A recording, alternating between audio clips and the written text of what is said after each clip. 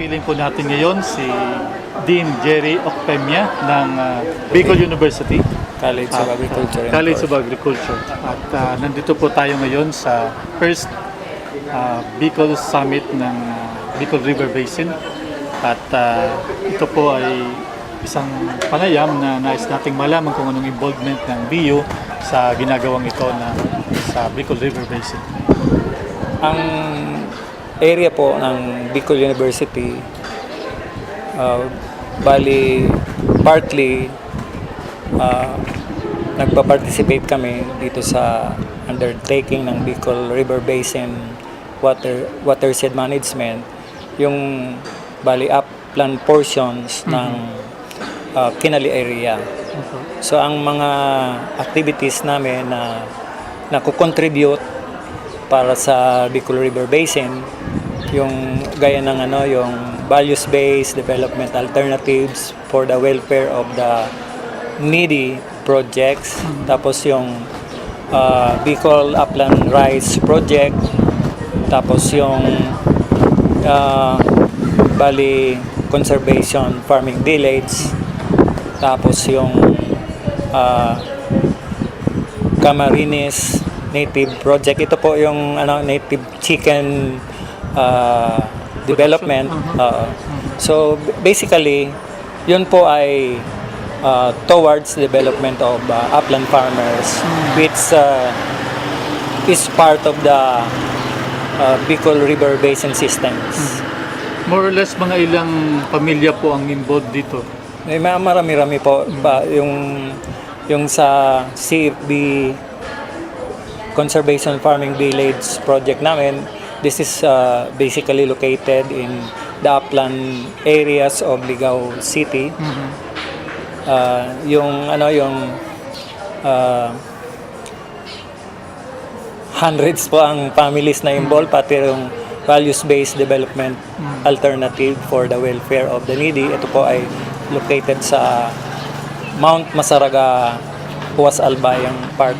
So karamihan po pala dito ay mga pamilya na mahihirap Opo. involved po dito. At nabibigyan sila ng pagkakataon na magkaroon ng karagdagang hanap buhay. Opo. Okay. So ano pa po bukod doon ng involvement pa ng BIO sa project na ito? So yung bali yung adaptive biodiversity conservation strategy. So tinitingnan namin na ma-preserve yung biodiversity sa isang forest area sa Mount Masaraga. Ano po yung mga konkretong aksyon na ginawa niyo para sa ganitong gawain na preservation? Una, yung inorganize namin yung mga farmers doon sa upland areas para hindi na sila maka-intrude masyado doon sa forested area. Okay. Matagal-tagal na rin po ang naging activity namin dyan since mid-80s pa po. Tagal na. Matagal. So hanggang ngayon, medyo na-sustain namin yung participation ng mga farmers.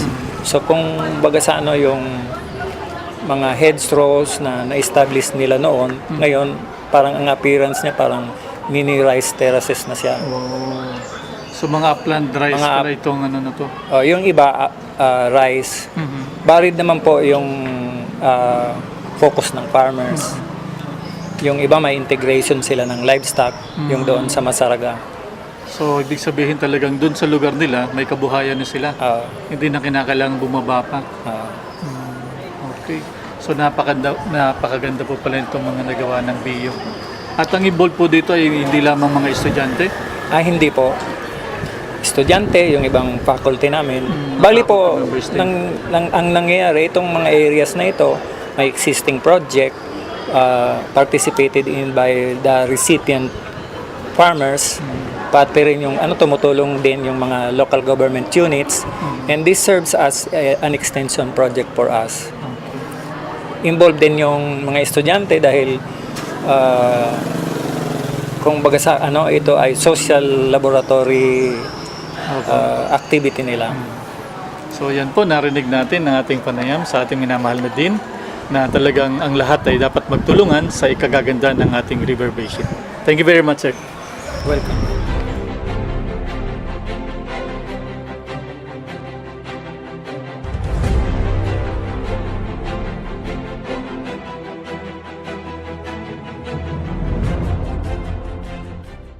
Partner John, talagang maraming magagandang bagay ang maibibigay ng Bicol River Basin kung magiging maayos lang ang pamamahala dito. Kailangan magtulungan tayo katuwang iba't ibang ahensya ng pamahalaan, lalong-lalo na yung mga nasasakop ng Bicol River Basin. Yes, partner. Isa ako sa nag-MC during the first Bicol River Basin Summit. Napakarami ng mga ehensya ng gobyerno at mga stakeholders ang kasama dito.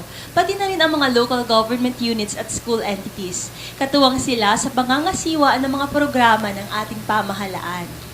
Ipinapaalala din natin sa ating mga tagapakinig at taga-subaybay na nagbabago na ang panahon. Panahon na para magbago. Ito ang epekto ng climate change. Kaya paalala sa ating mga kababayan na magtulungan tayo sa pagpapatupad ng Republic Act 9003 o ang Ecological Solid Waste Management Act of 2000. Ibig sabihin, makipagtulungan tayo sa ating mga barangay officials upang maging maayos ang pangasiwa sa ating mga basura. Sikapin nating mag-segregate tayo, ihiwalay ang mga nabubulok sa di nabubulok at maaari pang i-recycle. Isabuhay natin ang tatlong letrang R, reduce, reuse, recycle, upang mabawasan ang itinatapon nating basura.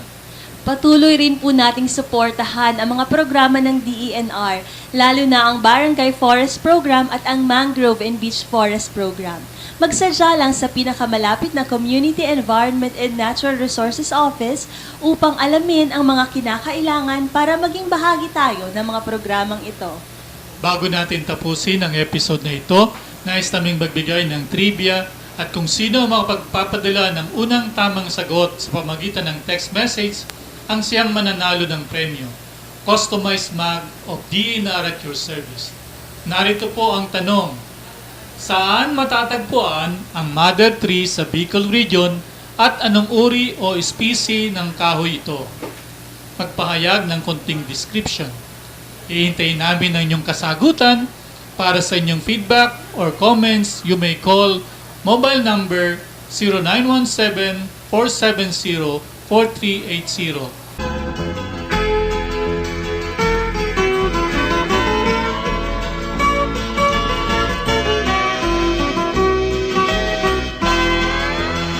Ako po si Ariel Calion na nagsasabing tunay na malasakit ang kailangan para sa ikagaganda ng ating kalikasan.